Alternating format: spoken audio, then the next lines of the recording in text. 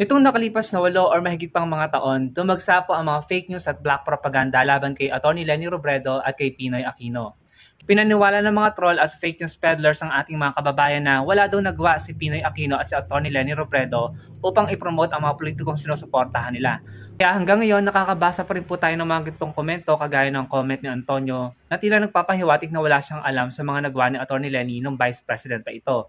Kaya po napagdesisyonan ko na gumawa ng mga content na magpapakita or iisa-isahin ang mga accomplishments na Pinoy at nila Atty. Leni Robredo upang maibahagi ito sa mas marami pa nating mga kababayan. Upang maitama po ang mga kasinungalingang ipinakalat at upang malabanan pa ang mga patuloy na nagkakalat ng kasinungalingan. Isa sa napakaraming accomplishments ni Atty. Leni ay ang Trabaho. Katuwang po ang Philippine Business for Education and USAID. Nakapagbigay po sila ng technical and vocational training para sa mga kabataang nawalan ng trabaho noong panahon ng pandemya. At isa na nga po sa mga naging beneficiaries ay si Erjan Marco at si Angel Maga. Sa mismong post nga pong ito ng US Embassy, ang Trabaho ng Office of the Vice President ni Atty. Leni Robredo ay nakapag-provide ng technical vocational skills training sa 1,000 kabataan na walang trabaho noong panahon ng pandemya. Sila po ay nakapag-training and eventually nagkaroon po sila ng trabaho. Please like, comment, and share.